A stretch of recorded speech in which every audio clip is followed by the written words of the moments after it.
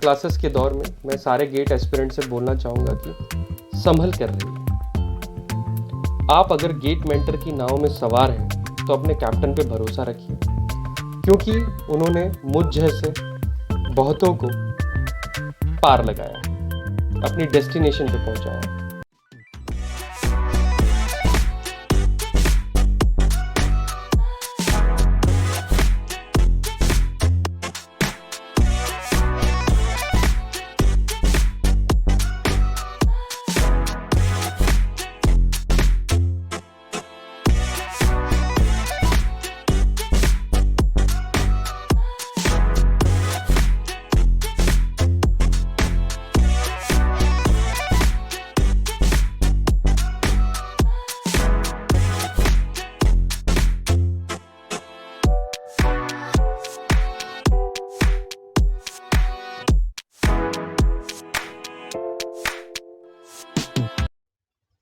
चलिए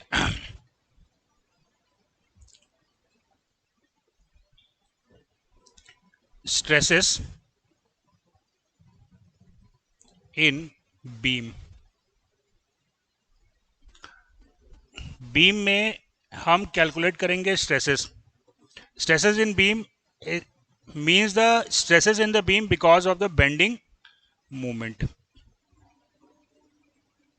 right? अब bending movement के कारण बीम में जो स्ट्रेस आता है दैट इज ऑलवेज नॉर्मल। अब ये नॉर्मल स्ट्रेस है तो क्या हो सकता है?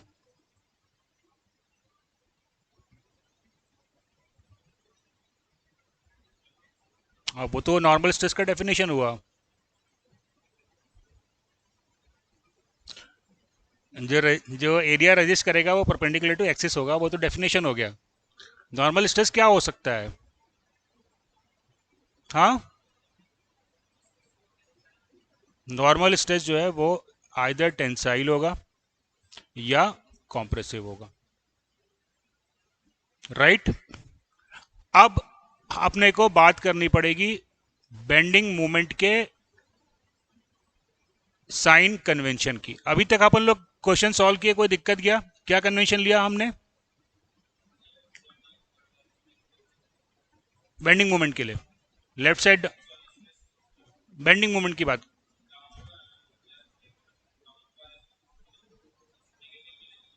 अच्छा, लेफ्ट पे देखने से डाउनवर्ड वाले को नेगेटिव ले लेते हैं, और राइट से देखने के पे डाउनवर्ड फोर्स हमेशा ही नेगेटिव होगा। क्लॉकवाइज जो है वो मूवमेंट, क्लॉकवाइज अगर मूवमेंट लगा होगा तो लेफ्ट साइड से पॉजिटिव और राइट साइड से नेगेटिव। ठीक है, वहां तक अपना सवाल को बनाने के लिए अभी तक एसएफटी बीएमटी बनाने के लिए सही था। अब मेरे को एक दूसरी चीज समझनी पड़ेगी, इसको हम कहते हैं hugging and sagging.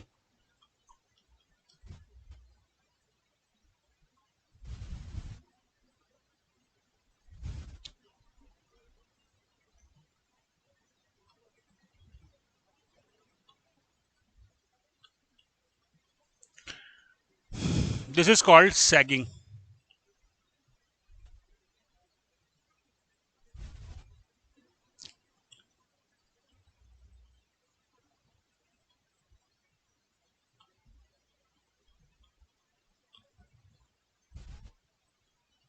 This is called hogging.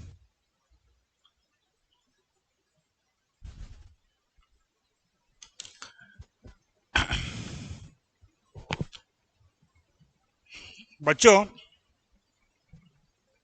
जब आप बेंडिंग मोमेंट डायग्राम ड्रॉ करते हो तो आपको हॉगिंग और सैगिंग में से एक को पॉजिटिव और एक को नेगेटिव लेना पड़ता है। अब आप मेरे को बताओ कि आपने किसको पॉजिटिव लिया था और किसको नेगेटिव लिया था? सैगिंग को आपने पॉजिटिव लिया था या नेगेटिव लिया था?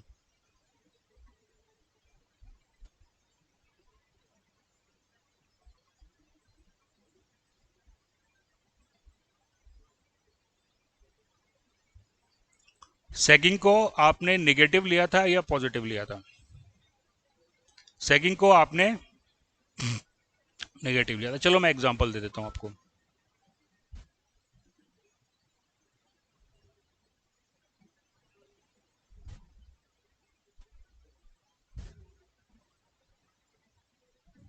ये बीम है, इसका जब आप बेंडिंग मोमेंट डायग्राम बनाओगे तो निगेटिव बनाओगे कि पॉजिटिव बनाओगे?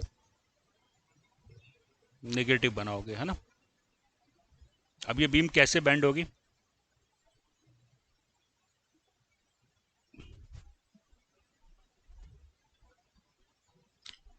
इस प्रकार से कुछ बेंड होगी ये।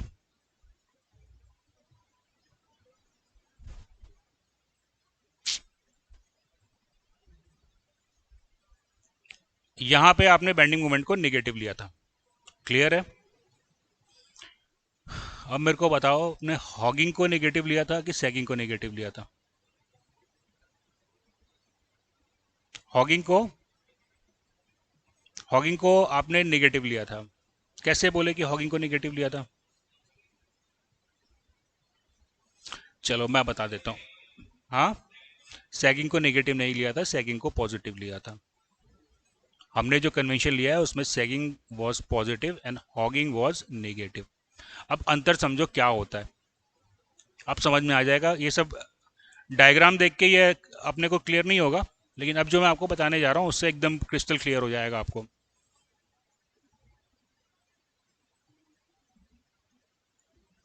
इन sagging, upper layer in compression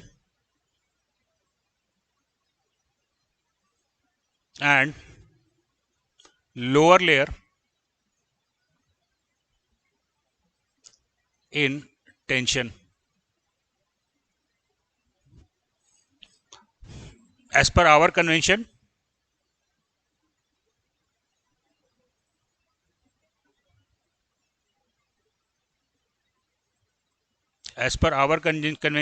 sagging is positive या negative? As per our convention, sagging is positive. जब आप स्ट्रेसेस इन बीम के क्वेश्चन सॉल्व करोगे तो वहां पे आपको पता चलना पड़ेगा कि अब देखो अपना अपन जो भी क्वेश्चन सॉल्व कर रहे हैं वो हम सैगिंग को पॉजिटिव लेके कर रहे हैं। हम सैगिंग पॉजिटिव है, यानी कि अगर पॉजिटिव मूवमेंट आ रहा है किसी पॉइंट पे, अगर मूवमेंट पॉजिटिव आ रहा है तो उससे मेरे को क्या बात मालूम चलेगी कि उस पॉइंट पे जो अपर लेयर होगी वो कंप्रेशन में होगी और बॉटम लेयर जो होगी वो टेंशन में होगी। बात समझ में आई? अभी तक तो डायग्राम ड्रॉ करना था, हमने बोला प्लस माइनस से कोई मतलब नहीं है, डायग्राम उल्टा बन जाएगा। लेकिन अब मेरे को प्लस माइनस का मतलब समझना पड़ेगा। अगर पॉजिटिव मूवमेंट आ रहा है किसी पॉइंट पे तो उसका मतलब हुआ कि उस पॉइंट पे अपर लेयर कंप्रेशन में है और बॉटम लेयर टेंशन में है। नेगेटिव आ रहा है, अपर लेयर टेंशन में होगी, बॉटम लेयर कंप्रेशन में। That is the thing that we have to understand in stresses in beam. बाकी सब काम जो है वो फॉर्मूले से हो जाएगा, राइट। चलो ध्यान रखना, याद रखना, सैगिंग को हमने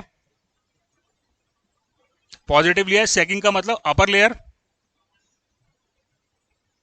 layer compression, bottom layer tension, right.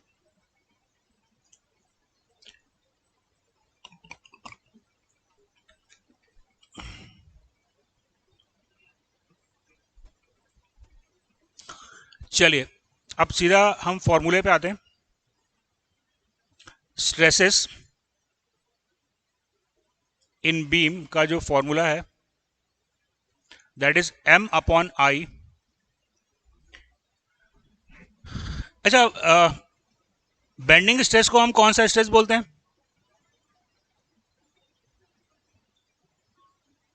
Normal तो होता है, पर और क्या वर्ड यूज करते हैं इसके लिए हम? अगर किसी बॉडी पे फोर्स लग रहा है तो वहां पे कौन सा स्ट्रेस आएगा?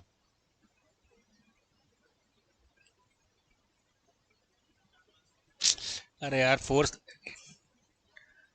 स्ट्रेस जो है वो हमेशा इंटरनल फिनोमिना ही होता है जो डिफॉर्मेशन को रजिस्ट करता है। अगर आप फोर्स लगाते हो तो वहां पे डायरेक्ट स्ट्रेस इंड्यूस होता है, और यदि आप मूवमेंट लगाते हो, मूवमेंट भी क्या करता है, बॉडी को डिफॉर्म करने की कोशिश करता है। तो मूवमेंट के कारण जो स्ट्रेस आएगा उसको हम कहते हैं इनडायरेक्ट स्ट्रेस। तो bending stress is indirect stress. यहां पे डायरेक्ट स्ट्रेस के लिए कॉज कौन है?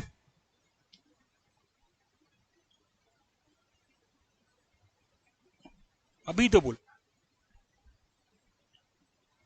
डायरेक्ट स्ट्रेस के लिए कॉज क्या है, कब आएगी डायरेक्ट स्ट्रेस? जब फोर्स लगाओगे, जब मूवमेंट लगाओगे। अगर बेंडिंग मूवमेंट लगाओगे तो बेंडिंग स्ट्रेस आएगा, ट्विस्टिंग मूवमेंट लगाओगे तो ट्विस्टिंग स्ट्रेस यानी कि शेयर स्ट्रेस आएगा। तो यहाँ फॉर्मूला क्या हुआ, यहाँ पे कॉज क्या है, एम, एम यानी कि लोड। लोड हम किसको बोलते हैं, वो फैक्टर जो कि स्ट्रेस के लिए रिस्पॉन्सिबल है। अगर अपन सिंपली स्ट्रेस निकालते हैं एफ अपॉन ए, तो यहाँ पे लोड क्या है, फोर्स है, करेक्ट है। यहाँ पे हमारा लोड जो है वो, यहाँ पे हमारा लोड जो है वो मूवमेंट है। तो M upon I equals to sigma by Y is equals to E by are.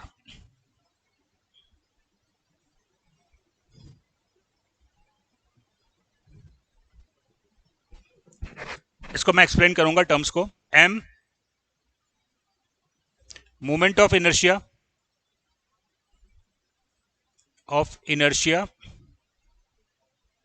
About neutral axis. अब न्यूट्रल एक्सिस क्या होता है वो अपन अभी डिस्कस करेंगे। आई, अरे सॉरी, आप ये आई लिखवा दिया यार मैंने एम की जगह, सॉरी सॉरी, इसको आई आई कर लो इसको। I is the moment of I is the moment of inertia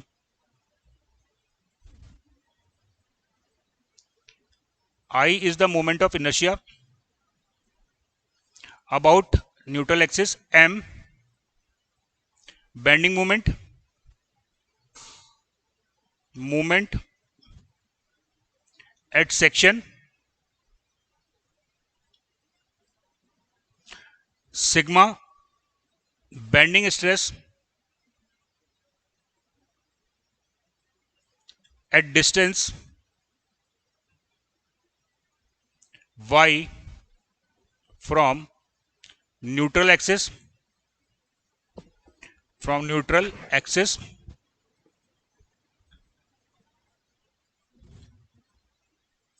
E Young's modulus,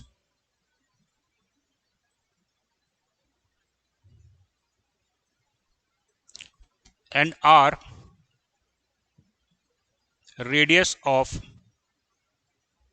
curvature. R radius of curvature. तो बच्चों अब सबसे पहले मेरे को यहाँ समझना पड़ेगा न्यूट्रल एक्सिस क्या होता है।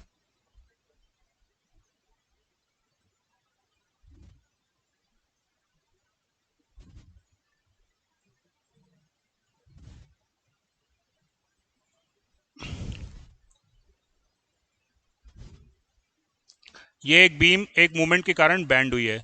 यहाँ पे हैगिंग हो रहा है कि हॉगिंग हो रहा है कि सैगिंग हो रहा है,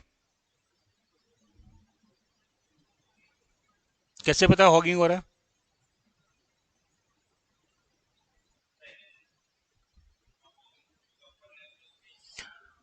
अपर लेयर जो है वो टेंशन में है ना। यहाँ पे अपर लेयर टेंशन में जा रही है, इसका मतलब यहाँ पे हॉगिंग हो रहा है। अपर लेयर टेंशन में जा रही है और बॉटम लेयर कंप्रेशन पे आ रही है। ठीक है बच्चों, अब अपर लेयर टेंशन में जा रही है, इसका मतलब कि अपर लेयर का लेंथ जो है वो इंक्रीज हो रहा है। टेंशन का मतलब क्या होता है, लेंथ का बढ़ना, और कंप्रेशन मतलब लेंथ का रिड्यूस होना। तो अपर लेयर टेंशन में गई यानी कि उसकी लेंथ बढ़ी, लोअर लेयर की लेंथ कम हुई, तो क्या यहाँ पे एक ऐसी लेयर होगी जिसकी लेंथ में कोई चेंज नहीं होगा? That is called neutral layer. यानी जिसकी लेंथ पे कोई चेंज नहीं हुआ तो उसमें कितना स्ट्रेस इंड्यूस हुआ?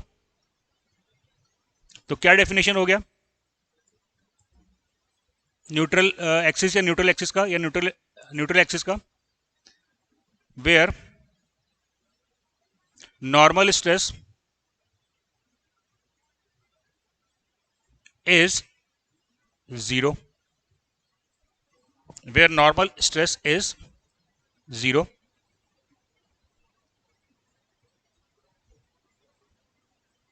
one side of neutral axis there would be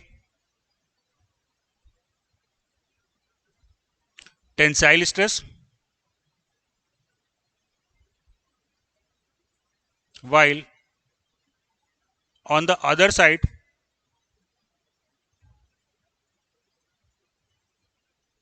it would be compressive. Point number 2, neutral axis passes through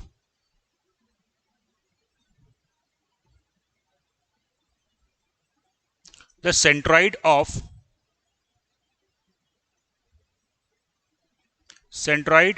lamina.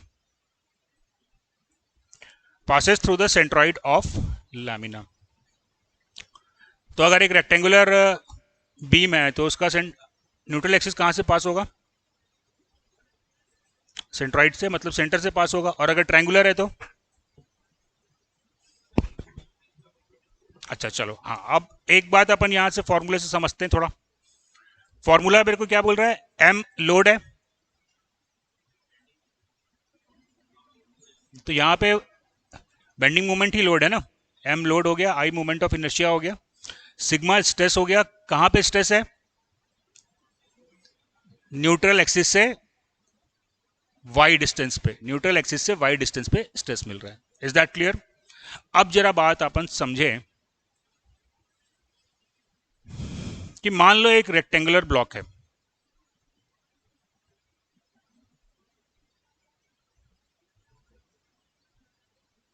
मान लो कि एक रेक्टेंगुलर ब्लॉक है, करेक्ट है? तो इसका न्यूट्रल एक्सिस के सेंटर से पास होगा.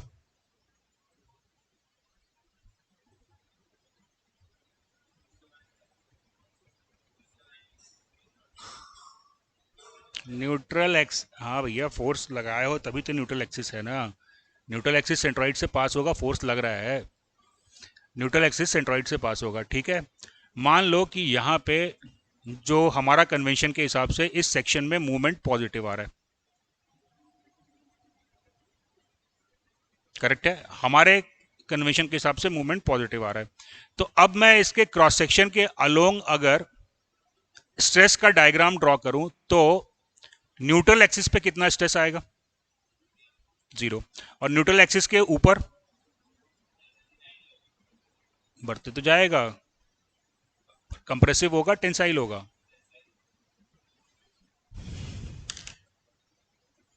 मेरे भाई अभी पढ़ रहा हूं. सैगिंग में अपर लेयर कंप्रेशन में होती है. तो हमारे कन्वेंशन के हिसाब से अगर पॉजिटिव मूवमेंट आया है, हमारे कन्वेंशन के हिसाब से अगर पॉजिटिव मूवमेंट आया है तो इसका स्ट्रेस डायग्राम इस प्रकार से बनेगा.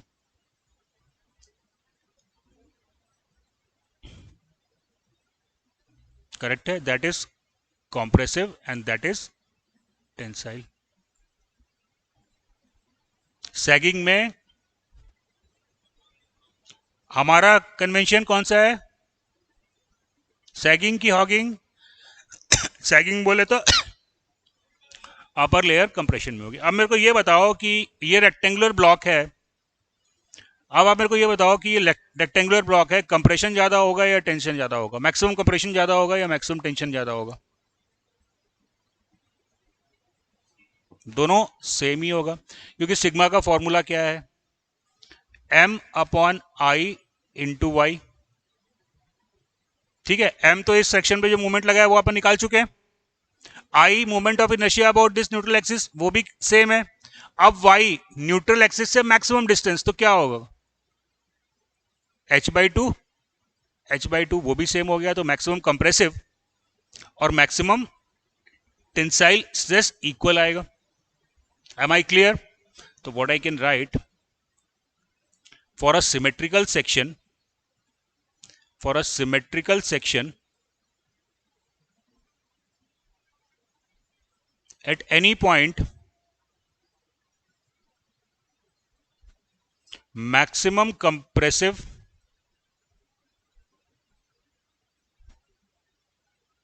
and maximum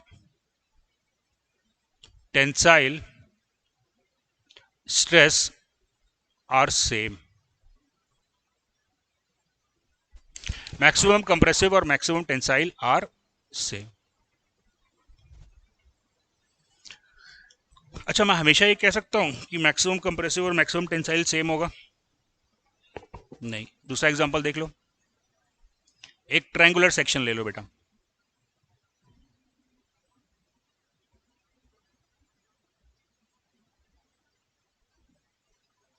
ट्रायंगुलर सेक्शन का जो सेंट्रॉइड है वो कहाँ से पास होगा? ऊपर वाले हाइट से 2h/3 की डिस्टेंस है, तो ये इसका न्यूट्रल एक्सिस हो गया। अब मेरे को बताओ, इसमें टेंसाइल ज़्यादा है कि कंप्रेसिव ज़्यादा है?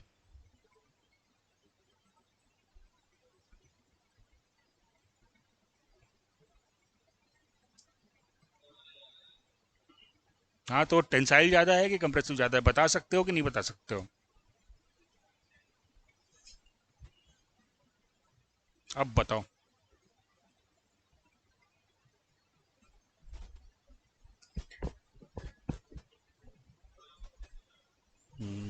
अब यहाँ पे अगर आप देखो तो अंकित, समझ में आ रही है बात बेटा?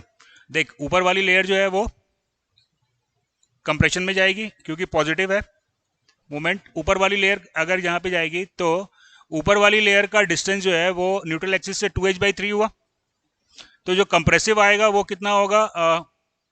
m/i इंटू 2h/3, और टेंसाइल जो आएगा that is only m/i into h/3। Is that clear? So for unsymmetrical section,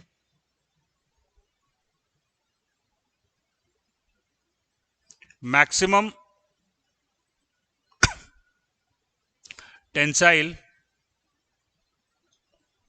and compressive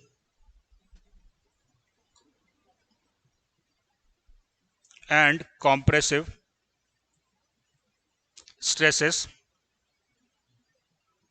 are not same। बात समझ में आई? क्या समझाने का प्रयास किया? अगर सिमेट्रिकल सेक्शन है और आपसे पूछा है कि मैक्सिमम टेंसाइल और मैक्सिमम कंप्रेसिव निकालो, तो आप क्या करोगे? आप कोई एक निकाल लो, दोनों बराबर होगा। लेकिन अगर सिमेट्रिकल नहीं है तो मैक्सिमम टेंसाइल और मैक्सिमम कंप्रेसिव इक्वल नहीं होगा, वो दोनों को आपको अलग अलग कैलकुलेट करना पड़ेगा। चलिए,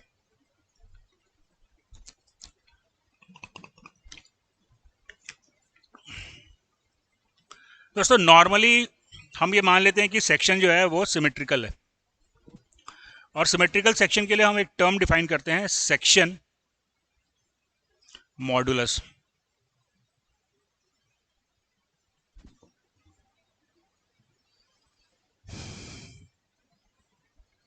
सेक्शन मॉडुलस।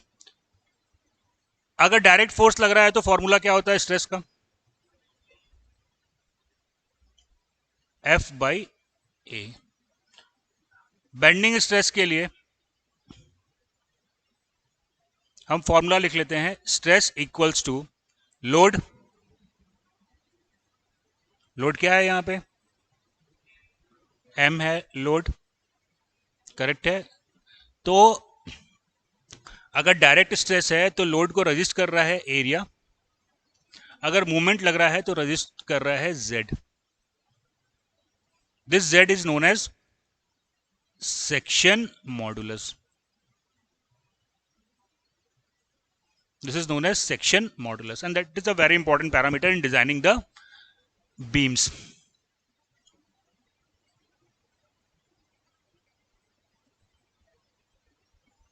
चलिए, अब जरा अपन देखते हैं कि ये Z होगा क्या। Let me find out what is Z. So we have the relation क्या, M/I equals to sigma by y। अब मेरे को क्या चाहिए? मैक्सिमम स्ट्रेस चाहिए ना, तो ये हो गया सिग्मा मैक्स। अगर ये मैक्स है तो किसको मैक्स होना चाहिए? y को मैक्स होना चाहिए। For a given cross section I is same and so as the m will be constant। तो यहां से मेरे को मिला sigma equals to m into Y max divided by I.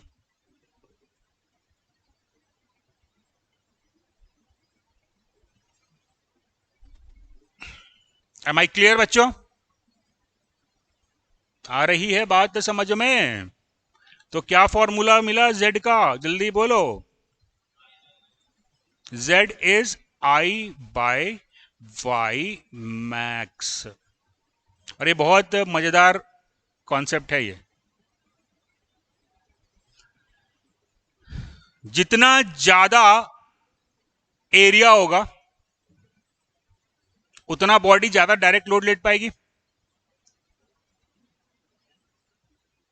Area को बढ़ाओगे तो स्ट्रेस कम इंड्यूस होगा, ठीक है ना, यानी कि फोर्स को आप बढ़ा सकते हो।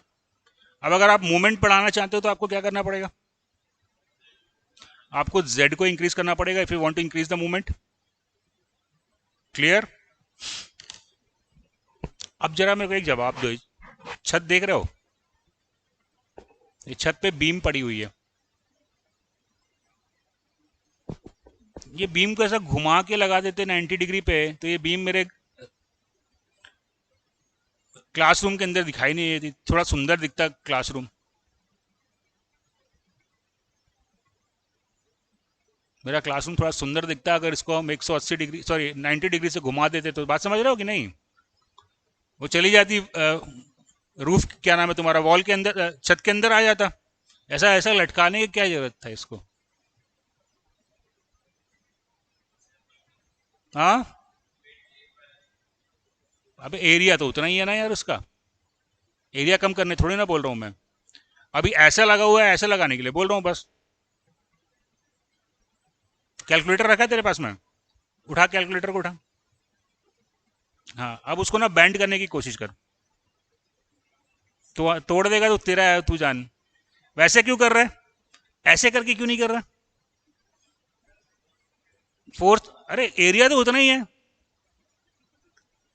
एरिया तो उतना ही है। ऐसा करके मोड़ रहा है ना तू, ऐसा करके मोड़ना उसको, मोड़ के दिखा, ऐसा करके, ऐसा करके तोड़ दिया ना। 3 कैलकुलेटर देखो मेरी तरफ से गिफ्ट। पर ऐसे टूटना चाहिए, नहीं टूटेगा तो कारण तो होगा ना बाबू। चलो सोचो, लेट्स थिंक अबाउट इट।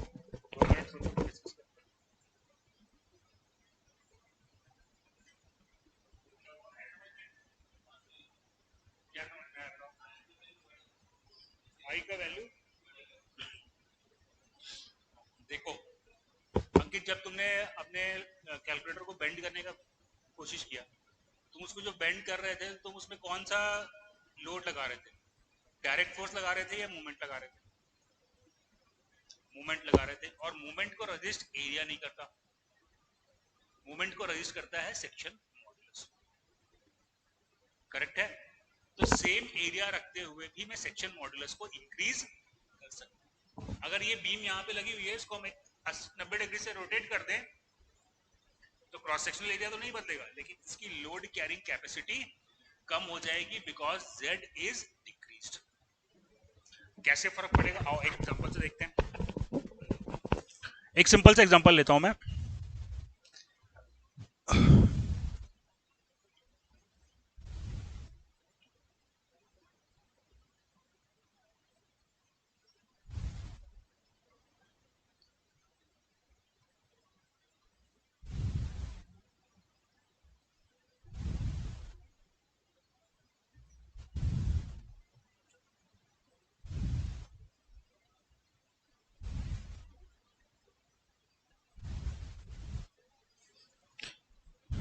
दोस्तों ये सेम बीम है, इसका विड्थ बी है, इसका भी विड्थ बी है, और इसका लेंथ जो है वो मैं ले लेता हूं 10b। इसका भी लेंथ मैंने ले लिया 10b। किसका क्रॉस सेक्शन ज्यादा हुआ? ज्यादा हो गया। क्रॉस सेक्शन किसका ज्यादा हुआ पूछ रहा हूं? क्रॉस सेक्शन दोनों का सेम हुआ, करेक्ट है। अब इस बीम पे मैं मूवमेंट लगा रहा हूं। अब अगर मैं इस बीम पे मूवमेंट लगाऊंगा इस डायरेक्शन में, तो न्यूट्रल एक्सिस कहां पे आएगा? न्यूट्रल एक्सिस जो आएगा वो 5b पे आएगा, राइट। और अगर इस पे मैं लोड लगाता हूं तो जो न्यूट्रल एक्सिस आएगा वो b/2 पे हो जाएगा। राइट। चलो अब अपन इसका पहले वाले का सेक्शन मॉडुलस निकालते हैं। z क्या फॉर्मूला होता है, i अपॉन y मैक्सिमम। अब पहले वाले के लिए आई किसके अबाउट निकालते हैं अपन,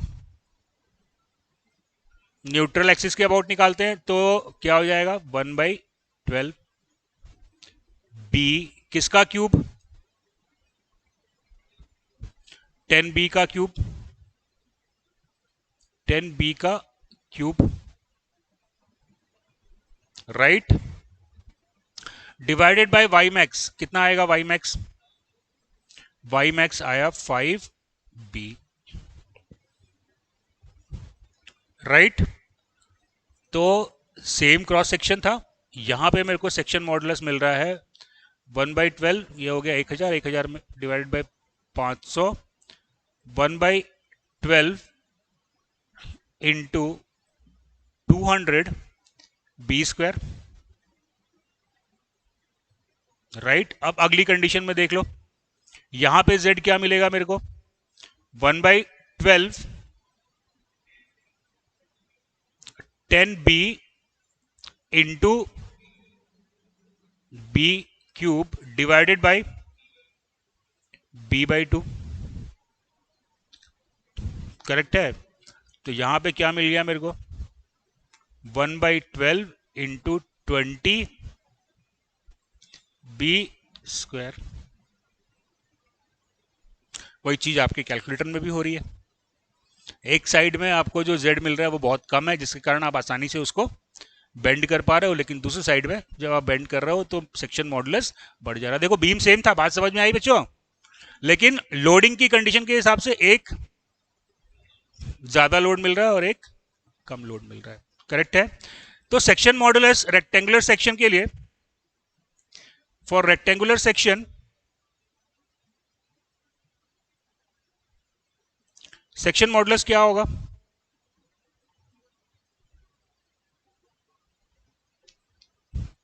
इसको मैं ले लेता हूं h और इसको मैं ले लेता हूं b, and this is the neutral axis. बताओ क्या वैल्यू आएगी z की, z equal to 1/12 B H cube divided by h/2। तो रेक्टेंगुलर सेक्शन के लिए मेरे को z का वैल्यू मिल गया 1/6 B H square.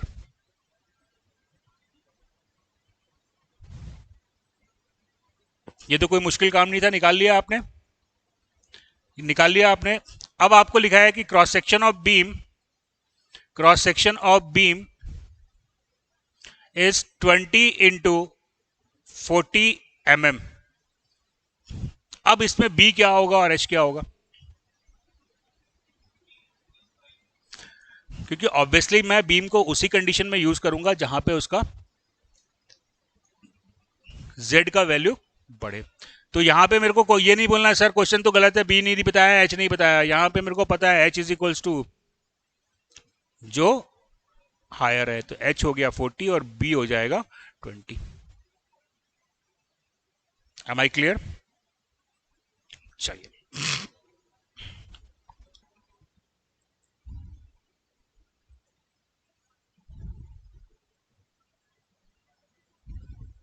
Determine the maximum bending stress in the beam if cross section is first a rectangular,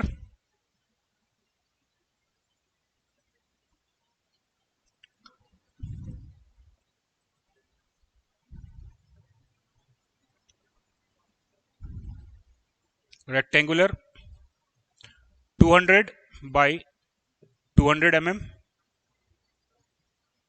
second I section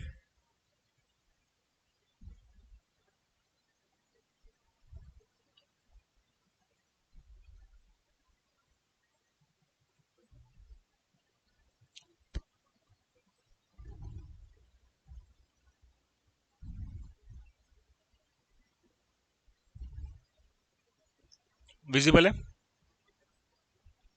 beam same है, मतलब loading same है, क्रॉस सेक्शन बदल गया। आपको निकालना है मैक्सिमम कंप्रेसिव और टेंसाइल स्ट्रेस।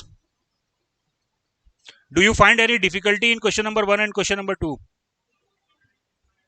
हाँ, पहले वाले में 200 इन 200, ये चलो इसको 200 इंटू 300 कर लो, 200 इंटू 300 कर लो। चलो, पहले वाले में और दूसरे वाले में कोई अंतर दिख रहा है आपको? आपको निकालना है मैक्सिमम कंप्रेसिव और मैक्सिमम टेंसाइल।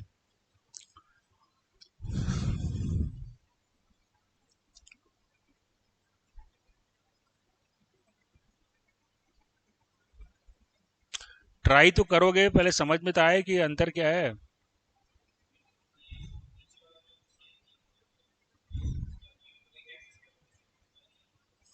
हाँ, ये न्यूट्रल एक्सिस के अबाउट सिमेट्रिकल नहीं है, तो यहाँ पे कंप्रेसिव और टेंसाइल स्ट्रेस अलग अलग आएगा। तो आपको दो अलग अलग पॉइंट चेक करने पड़ेंगे टेंसाइल और कंप्रेसिव स्ट्रेस निकालने के लिए। पहला वाला क्वेश्चन सिंपल है, क्या करना है पहले वाले के लिए? मैक्सिमम मूवमेंट कहाँ पे आ रहा है वो निकाल लो। जहाँ मैक्सिमम मूवमेंट आया वहीं पे आपको मैक्सिमम टेंसाइल भी मिल जाएगा और मैक्सिमम कॉम्प्रेसिव भी मिल जाएगा। Is it clear? लेकिन यहाँ पे आपको मैक्सिमम टेंसाइल और मैक्सिमम कॉम्प्रेसिव एक जगह पे मिलेगा, यह जरूरी नहीं है। ये सिमेट्रिकल सेक्शन है, तो जहां मैक्सिमम मूवमेंट आएगा वहीं मैक्सिमम टेंसाइल भी आएगा और मैक्सिमम कंप्रेसिव भी आएगा, लेकिन यहाँ पे ऐसा होगा ये जरूरी नहीं है। ट्राई करो, फिर आगे डिस्कस करते हैं। पहला काम क्या करना है? हाँ,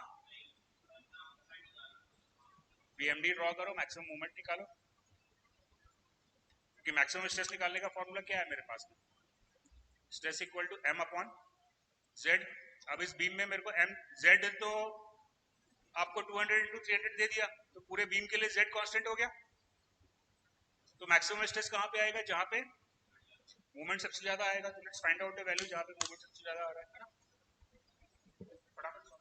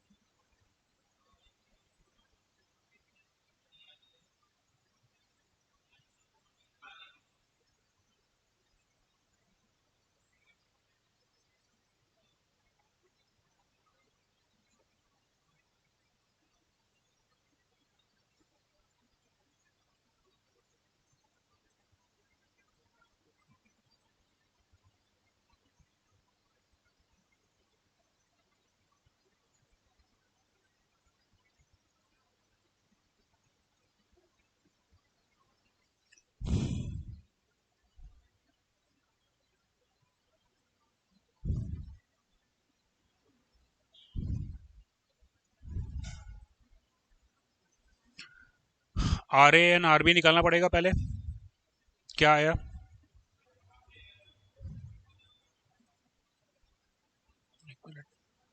आर ए आया है 51.4242, R B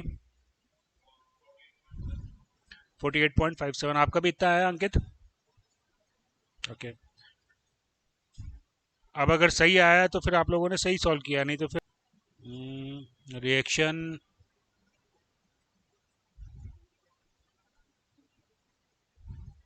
shear force diagram भी नहीं बनाया भाई साहब ने।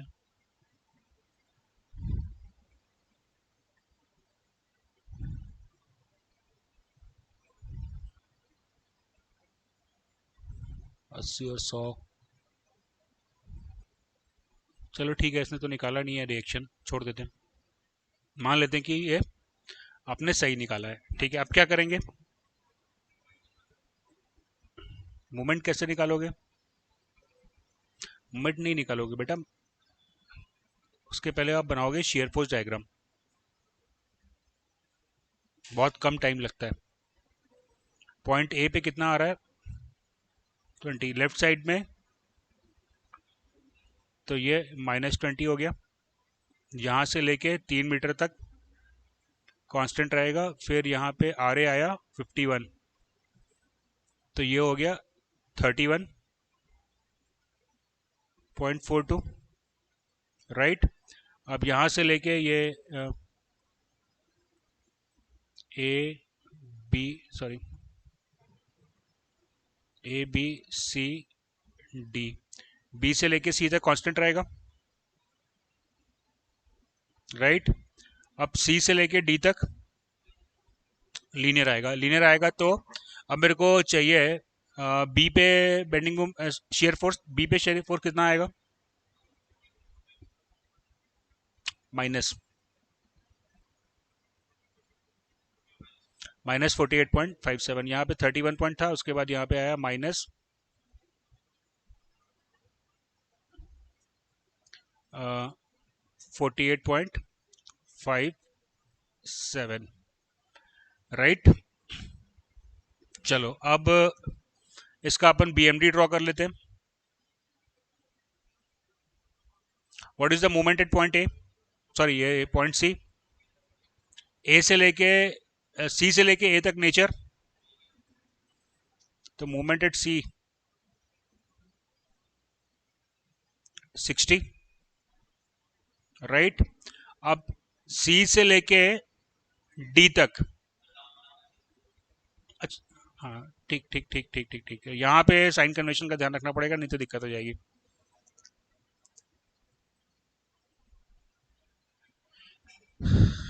हाँ ये आया 60, और अब ए से लेके डी तक नेचर क्या होगा? लीनियर होगा। तो मैं डायरेक्टली निकाल लेता हूँ moment at point D. Moment at point D हो गया कितना? -20 इंटू 6 प्लस RA इंटू 3, कितना आया? प्लस में 34.9।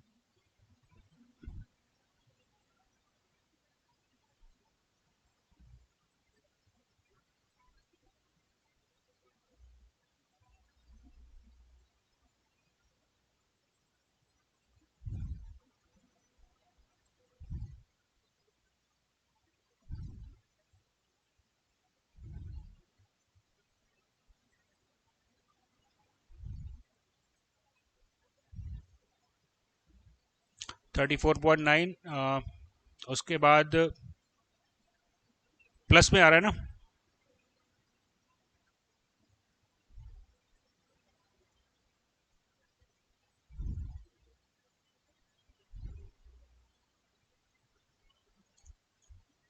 यहाँ पे आया था -60, यहाँ पे आया +34.9, ठीक है। अब डी से लेके बी तक पैराबोलिक होगा, तो डी पे आप मोमेंट निकाल चुके हो। बी पे मोमेंट 0 आएगा, तो अब आपको मोमेंट निकालना है एक्स पे।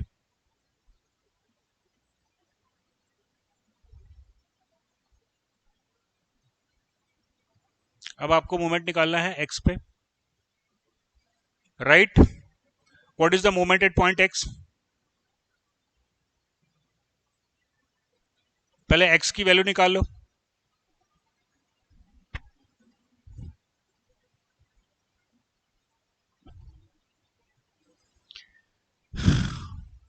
एक्स की वैल्यू क्या आ रही है?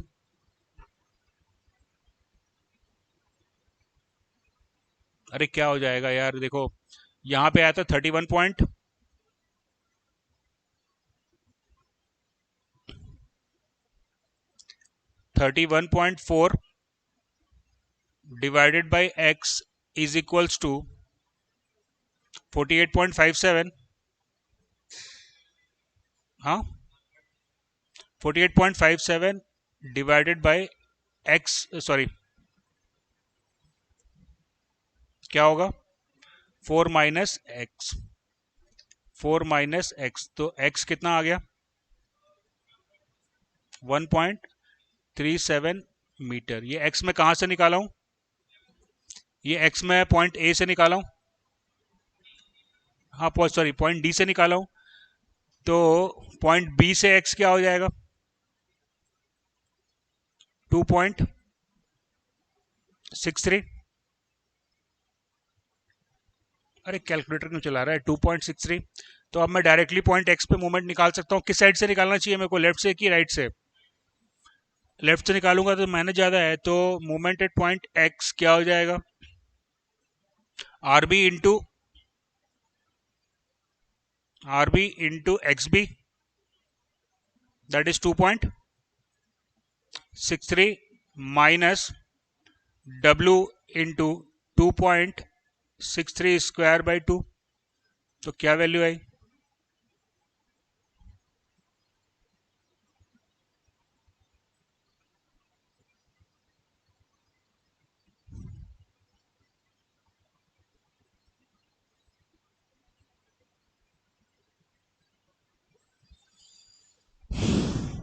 कितना, 58.57 किलो न्यूटन मीटर।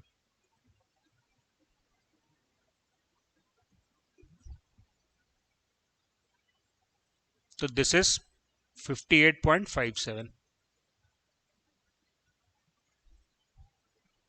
ये डायग्राम आज की क्लास का नहीं है, ये हम पहले ही कर चुके हैं। लेकिन अब यहां पे मेरे को plus minus, negative value of movement और पॉजिटिव वैल्यू ऑफ मूवमेंट का मतलब समझ में आना चाहिए। हमारे कन्वेंशन के हिसाब से अगर नेगेटिव वैल्यू आ रही है तो वहां पे upper layer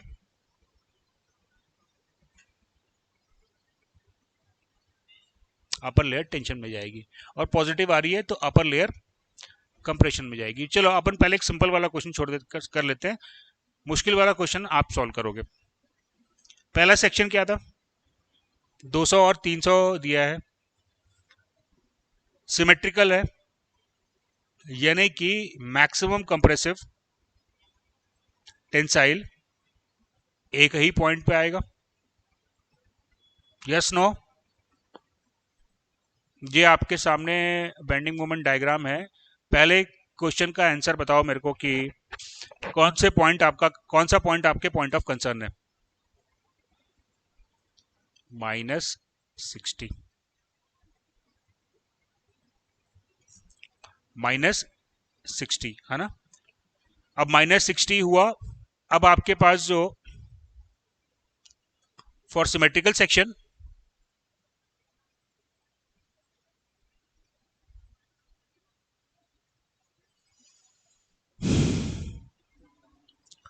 maximum tensile equals to maximum compressive equals to m/z, right? What is m60? Plus minus से मेरे को मतलब अभी प्लस माइनस से मेरे को मतलब नहीं है, 60 किलो न्यूटन मीटर, और z आ गया, हाँ, और z आ गया 1/6 BH²। हाँ बोलो, हाँ, z निकल जाएगा, कॉम्प्रेसिव और टेंसाइल भी आ जाएगा, that was not a problem. Ankit यहां तक बेटा आपको समझ में आ रहा है? कौन सा वाला?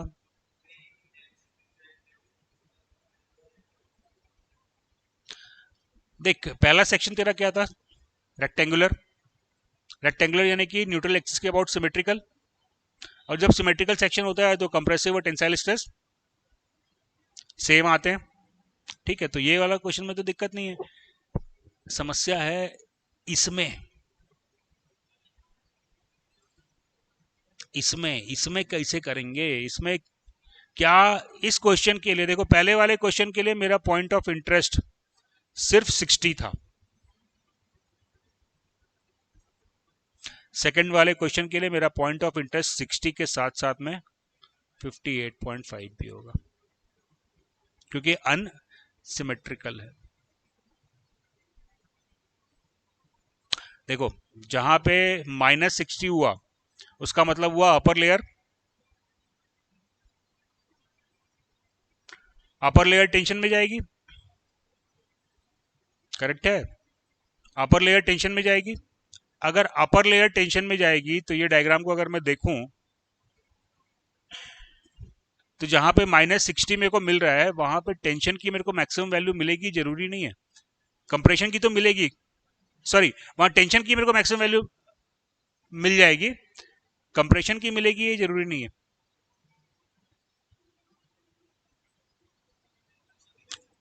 नेगेटिव आ रहा है ना -60, अच्छा अच्छा, नेगेटिव मैक्सिमम 60 आ रहा है, नेगेटिव -60 आ रहा है, इसका मतलब कि फॉर -60 देखो,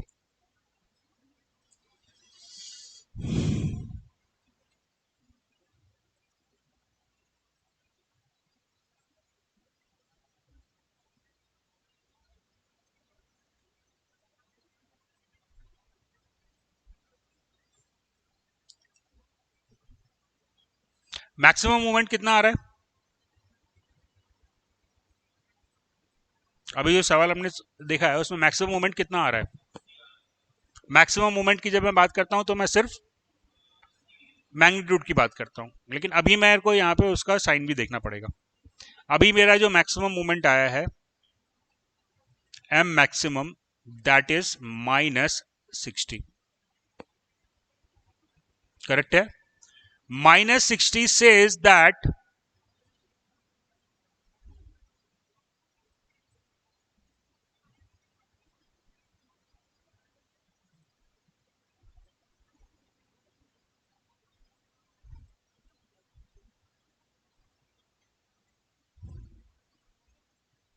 -60 says that लेयर ए क्या होगा?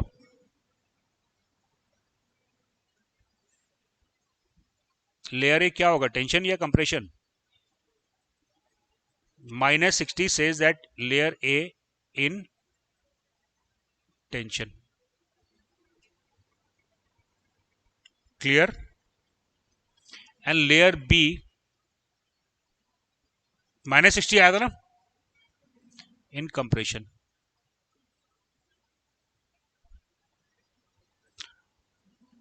अब जहां पे -60 आया था वो कौन सा पॉइंट था? वो बीम का पॉइंट ए था,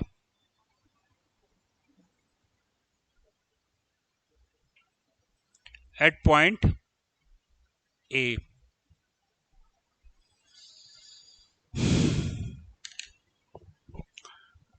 बच्चों यहां पे अब तुम मैक्सिमम टेंसाइल और मैक्सिमम कंप्रेसिव पॉइंट ए पे आप एक चीज डिसाइड कर सकते हो कि यहां पे मैक्सिमम टेंसाइल आएगा या मैक्सिमम कंप्रेसिव आएगा। मैक्सिमम टेंसाइल आएगा। टेंसाइल कहां पे आता है बेटा? ए लेयर टेंसाइल होगा। और इसकी सिमेट्री देख के देखो क्या लगता है कि न्यूट्रल एक्सिस किधर होएगा? ए के पास या बी के पास? ए के पास होगा ना, तो न्यूट्रल एक्सिस ड्रॉ कर। सेंट्रॉइड निकालना आता है आप लोग को बेटा? नहीं आता तो कल एक बार आप लोग ट्राई करेंगे सेंट्रॉइड निकालना, मोमेंट ऑफ इनर्शिया निकालना। कोई दिक्कत होती है आप मेरे से कंसल्ट करोगे। यहां पे आया न्यूट्रल एक्सिस, ये डिस्टेंस आया y1 और ये डिस्टेंस आया y2, right. I can conclude कि एट पॉइंट क्या था ये point A, which stress is maximum?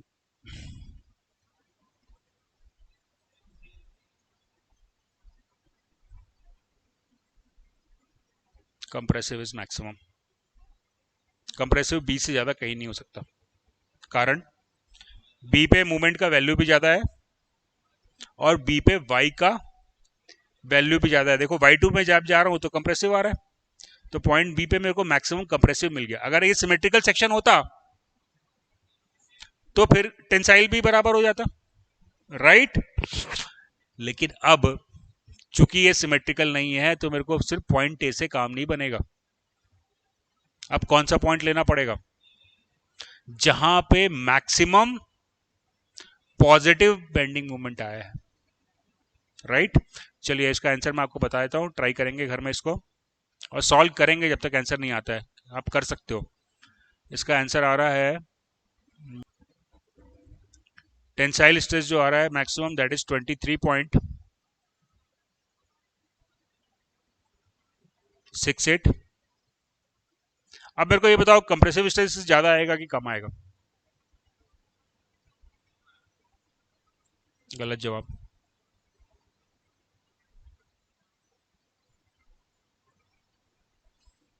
जब -60 था, जब -60 था तो कंप्रेसिव ज्यादा आ रहा था या टेंसाइल ज्यादा आ रहा था?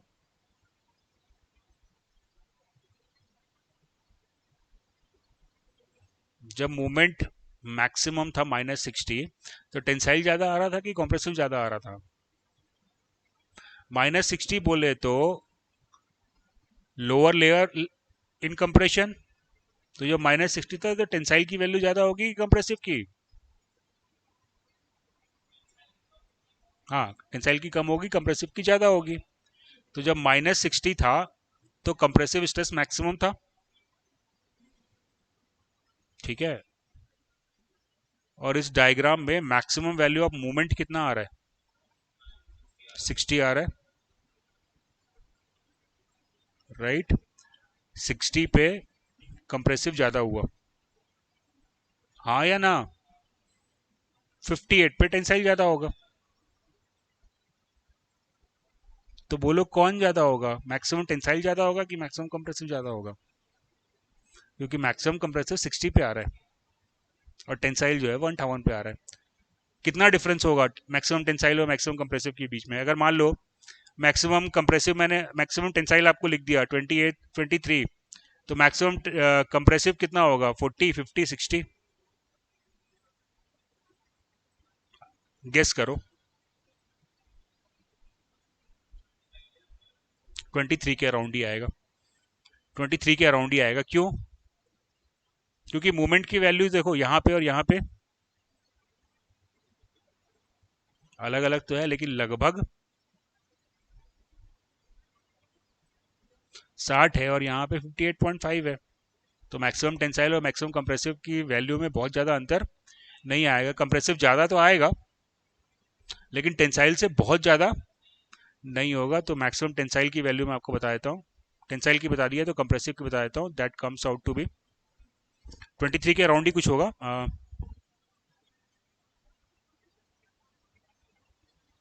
24.09, 24.09। ठीक है, इस क्वेश्चन को आप लोग सॉल्व करेंगे। और जब मैं बोलता हूं सॉल्व करेंगे तो इसका मतलब ये नहीं कि आंसर निकालेंगे। जब मैं बोलता हूं सॉल्व करेंगे तो हर स्टेप को ऐसा क्यों किया है वो समझते हुए सॉल्व करेंगे। जहां नहीं समझ में आता है फोन उठाओ, बात करो, राइट। ऐसा नहीं है कि चलो हाँ आंसर बोले सर निकल गया आंसर, वेरी गुड। बिना कंफ्यूजन के क्वेश्चन सॉल्व होना चाहिए। बात समझ में आ रही है बेटा? क्वेश्चन सॉल्व करना है विदाउट कंफ्यूजन कि मैं ऐसा क्यों कर रहा हूं। अगर उतना मेरे को समझ में आता है तो लाइफ में रोकने वाला आपको कोई है नहीं। तेरे को पता है लाइफ में 99% लोग फेल होते हैं, 1% पास होते हैं। वो 1% पास कौन होते हैं? जो जानते हैं कि मैं ये काम क्यों कर रहा हूं। तो ये क्वेश्चन बनाते समय भी सोचना है कि ये क्यों कर रहा हूं। गेट के लिए तैयारी कर रहा हूं तो क्यों कर रहा हूं। अगर ये क्यों का आंसर मिल जाए तो लाइफ में फेलियर का सवाल ही नहीं उठता बच्चा। क्यों का आंसर नहीं मिलता, बस कर रहा हूं। तो क्वेश्चन हमने सॉल्व किया, अभी आप भूल जाओ मैंने क्या सॉल्व किया। आप कॉपी पेन निकालो, अभी भले मत करो, खाना वाना खाओ, उसके बाद फ्रेश माइंड से खुद से सॉल्व करो and then try to find out कि ये मैं क्यों कर रहा हूं। उस समय भूल जाना कि सर ने क्या बोला था। सर ने जो बेसिक चीजें बताई थी हम लोग को हॉगिंग और सैगिंग के बारे में, वो याद रखने वाली बात है। सैगिंग बोले तो क्या होता है?